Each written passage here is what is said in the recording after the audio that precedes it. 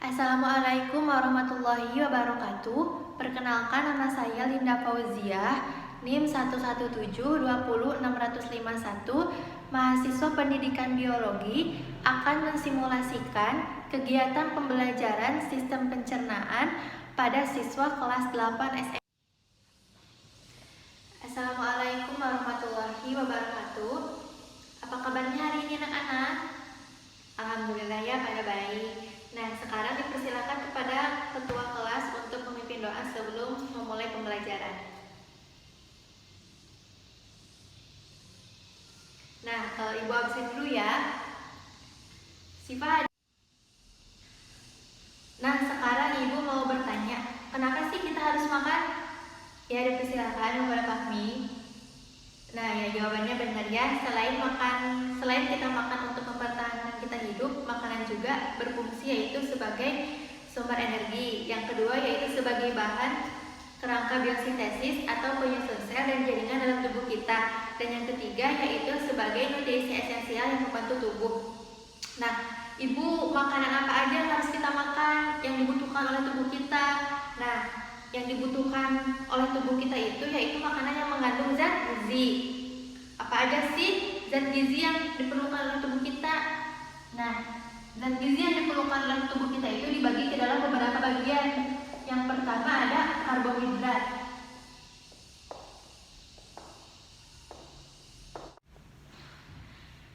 Karbohidrat ini disebut juga zat tepung atau zat pati yang tersusun atas unsur karbon, hidrogen, dan oksigen. Nah, fungsi utama karbohidrat yaitu sebagai sumber energi, dan yang kedua sebagai pengatur metabolisme lemak.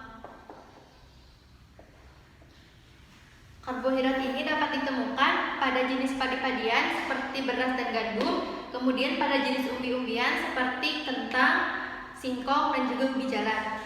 Yang kedua ada protein.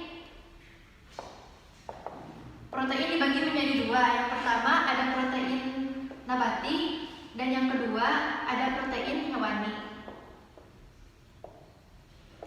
Protein nabati contohnya seperti tahu, tempe, sedangkan protein hewani terdapat pada susu, telur, dan juga daging.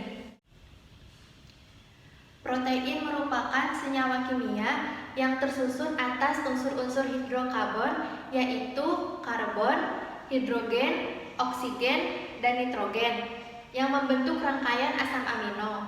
Nah, dua komponen asam amino yang membentuk protein itu, yang pertama ada asam amino esensial dan yang kedua ada asam amino non-esensial. Nah, kemudian fungsi protein itu dapat dibedakan menjadi dua. Yang pertama sebagai komponen struktural yang berhubungan dengan penyusun tubuh, pembangun tubuh, dan juga memperbaiki sel-sel tubuh yang rusak. Kemudian yang kedua yaitu sebagai komponen fungsional yang berhubungan dengan proses biokimia sel, seperti enzim dan hormon. Dan yang ketiga ada lemak. Fungsi lemak itu seperti fungsi karbohidrat yaitu sebagai sumber energi. Dan juga lemak itu berfungsi sebagai pelarut vitamin. Vitamin apa aja sih yang larut dalam lemak? Yaitu vitamin A, vitamin D, vitamin E, dan juga vitamin K. Lemak merupakan rangkaian hidrokarbon yang mengandung fosfat yang setiap molekul lemak itu tersusun atas asam lemak dan gliserol. Nah, lemak ini disimpan di dalam jaringan di bawah kulit. Nah, vitamin itu merupakan senyawa organik yang terdapat pada bahan makanan dalam jumlah sedikit, tetapi peranannya sangat penting untuk reaksi metabolisme. Nah, fungsi dari vitamin ini itu yang pertama sebagai pengatur metabolisme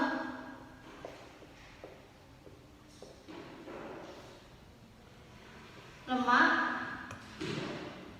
protein, dan karbohidrat. Nah, vitamin ini berdasarkan sifatnya dibagi menjadi dua. Yang pertama ada vitamin yang larut dalam lemak, dan yang kedua ada vitamin yang larut dalam air. Nah, vitamin yang larut dalam lemak itu yang tadi sudah dijelaskan, contohnya seperti vitamin A, D, E, dan K. Sedangkan vitamin yang larut dalam air itu contohnya seperti vitamin B dan vitamin C. Nah, dan yang terakhir ada mineral. Mineral juga sama seperti halnya vitamin, dibutuhkan oleh tubuh walaupun dalam jumlah sedikit. Nah, contoh mineral yaitu seperti kalsium yang membantu dalam proses pembekuan darah. Nah, sekarang Ibu memiliki beberapa gambar makanan yang mengandung zat gizi, dan coba kalian analisis mana makanan yang mengandung karbohidrat, protein, lemak, vitamin, dan mineral. Dipersilakan kepada ketua kelas untuk membagikan ini kepada teman-temannya.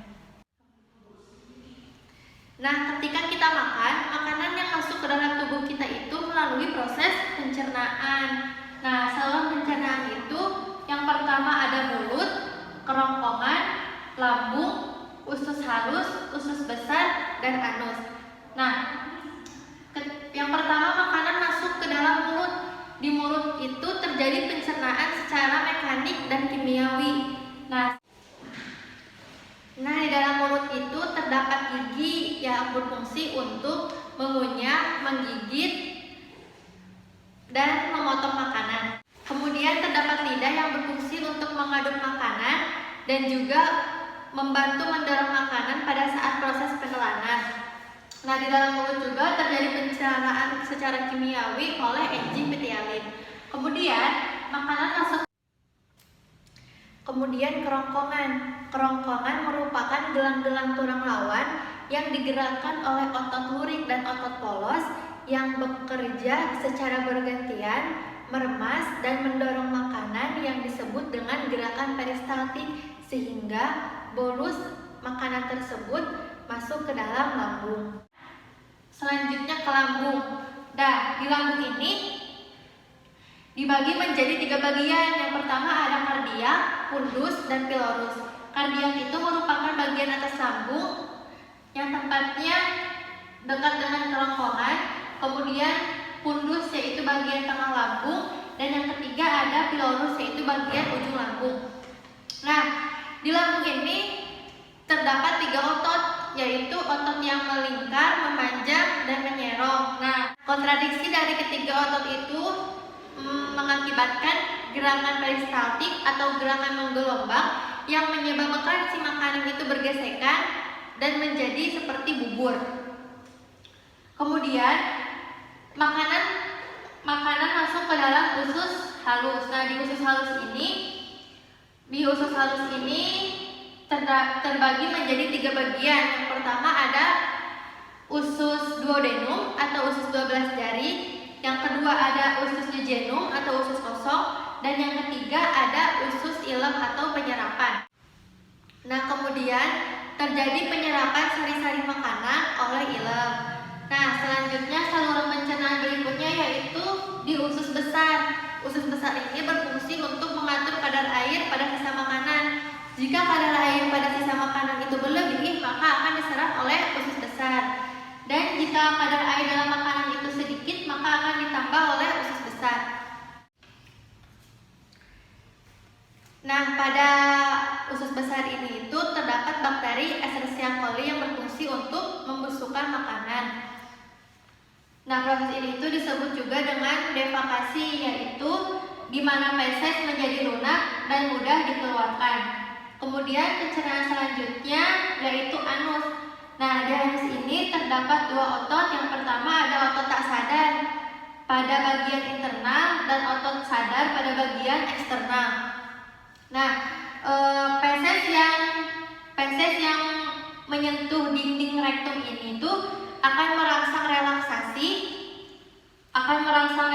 atau mengundur otot tak sadar sehingga menyebabkan keinginan kita untuk buang air besar.